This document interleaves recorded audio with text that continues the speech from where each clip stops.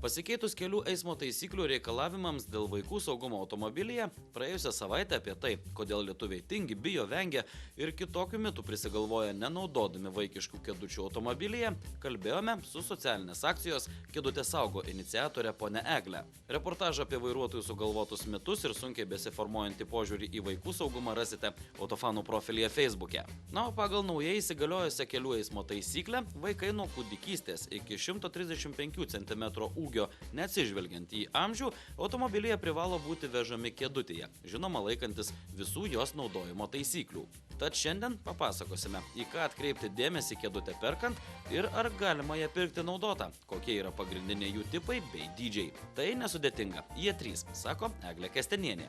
Kėdutės niekaip nenusipirksim visam naudojimui, jų reikia minimum 3 ir štai matom saugos kėdutę, kurioje kūdikėlis turi važiuoti į savo pirmąją kelionę, tai turbūt iš ligoninės į namus. Šita kėdutė laikoma saugiausia. Kodėl? Todėl, kad jinai vienintelė važiuoja nugarėlė į priekį. Yra pagrindinė taisyklė renkantis kėdutę. Kėdutė turi tikti automobiliui konkrečiam ir konkrečiam vaikui. Vaikui jinai turi tikti pagal ūgį ir svorį. Amžiaus šiuo atveju mes neliečiam, kadangi vaikai yra labai skirtingi. Svarbiausia yra ūgis ir svoris. Aišku, visas kėdutės yra saugiausia tvirtinti automobilio galinėje sėdynėje, bet jeigu šita kėdutė yra tvirtinama ant priekinės sėdynės, tarkim, vaikelį reikia prižiūrėti dėl kažkokių medicininių priežasčių, tuomet keleivio oro pagalvė turi būti išjungta. Taip jinai gali avarijos metu vaiką sužaloti. Yra labai paprastas požymis, rodantis, kada vaikas išaugo kėdutę, tai aišku, ūgis, svoris, bet kai vaiko galva išauga atloša, jau čia toks labai paprastas požymis, jog kėdutę reikia keisti. Ir tuomet reikia jau sodinti į sekančią kėdutę, tinkamą maždaug nuo metų iki 4. Taip, štai tokią puikią kėdutę mes gavome, pasiskolinome iš projekto partnerio parduotuvės Baby Center, kurie mielai su mumis bendradarbiauja, ir tai yra antra kėdutė, kurią reikėtų naudoti paaugus vaikui. Kaip jau minėjau, kėdutė turi tikti konkrečiam automobiliui. Tai reiškia, kad įtvirtinus kėdutę ji neturi judėti. Neturi judėti nei į šonus, nei į priekį. Maksimum porą centimetrų. O statistika rodo, kad apie 60% saugos kėdučių važinėja įtvirtintos nelabai teisingai ir tuomet kėdutės neatlieka savo saugumo funkcijų. Perkant kėdutę, rekomenduojama ją įkelti į savo automobilį ir patikrinti, ar ji tikrai gerai priglunda prie mašinos sėdynių. Jų esama įvairių, todėl kartais atsitinka taip, jog kėdutės nepavyksta patikimai pritvirtinti, nors tu ką. Kita kart, dėl sėdynės formos kėdutė juda visomis kryptimis, o tai būti negali. Dažnai pardavėjai geranoriškai leidžia, vadinkime, pasimatuoti kėdutę, o jei taip susitarti nepavyksta, tuomet perkant siūlau pasidomėti grąžinimo ar pakeitimo sąlygomis, sako mūsų pašnekovė. Taip pat ir sodinant vaiką yra labai svarbus diržų įtempimas. Jeigu taip labai paprastai pamatuoti, tai tarpas tarp vaiko ir saugos to diržiuko kėdutės turi būti maksimum 2 pirštai. Vieną dieną vaikelis aprinktas storesniais drabužėliais, kitą dieną plonesniais, todėl kiekvieną kartą sodinant reikia patikrinti tą saugos diržų įtempimą.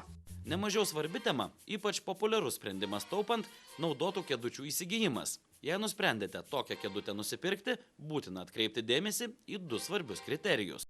Pirmasis, jūs nežinote, ar kėdutė nebuvo avarijoje ir ji neturi pažeidimų. Ir antras, tai vartotojo instrukcija, kuri dažniausiai pasimeta. Jei ant kėdutės nėra lipduko, kuris informuoja, kaip kėdutė turi būti pritvirtinta, kyla grėsmė, jog tai padaryta bus neteisingai ir kėdutė neatliks savo funkcijos. Naudotą kėdutę galima pirkti iš giminių ar draugų, kurie neslėps kėdutės istorijos, o pirkti iš nepažįstamų žmonių vis tik nerekomenduoju, sako ponia Eglė.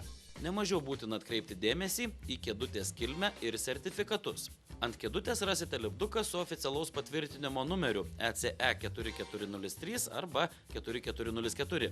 Kiti rodmenys sako, kur kėdutė pagaminta, kur išbandyta ir taip toliau. Vertėtų pasidomėti ir bandymų rezultatais. Kokybė nerizikuojantys gamintojai visuomet tai deklaruoja. Kol kas tiesa, nei viena kėdutė pasaulyje įvertinimo labai gerai nėra gavusi. Tad pavyzdžiui, jei rasite Vokietijos ADAC laboratorijos vertinimą gerai, žinokite, kad tai kol kas saugiausia kėdutė. O dabar apie trečią, paskutinį kėdutės tipą. Štai čia yra trečia kėdutė, kuri puiku, kad yra iš 2 dalių. Kol vaikelis mažas, tarkim, 5 metukų, yra labai patogu naudoti su kėdutės atlošu. Ir tai žinoma yra saugiau, kadangi yra šoninė apsauga. Bet kai jau vaikas didelis, bet dar nėra reikiamo ūgio, galima naudoti tiesiog paaukštinimą. Dažniausiai jau kai vaikas pradeda lankyti mokyklą, nes Jogailė yra pirmokė, tai tėveliai galvoja, kad jau jų vaikas didelis ir galima vežti prisegus saugusius saugos diržais. Bet žiūrim, kur dabar tas diržiukas juosia vaiką. Ogi juosia vaiką, viršutinis juosia per kaklą, o apatinis juosia per pilvuką. Ten, kur yra vaikučio labiausiai pažeidžiamos vietos. Taip, kaklo sritis ir pilvukas, kur yra gyvybiškai svarbus organai. Taip, Jogailė? Taip. Tai avarijos metu, vaikučiui gali baigtis nelabai sėkmingai, nes, kaip parodo automobilių avarijų bandymai, vaikas, viršutinis saugos diržas gali avarijos metu pažeisti kaklo slankstelius. Ir štai mes dabar parodysim, koks skirtumas, kai vaikas sėdi ant paaukštinimo. Sėsk, Jogailė.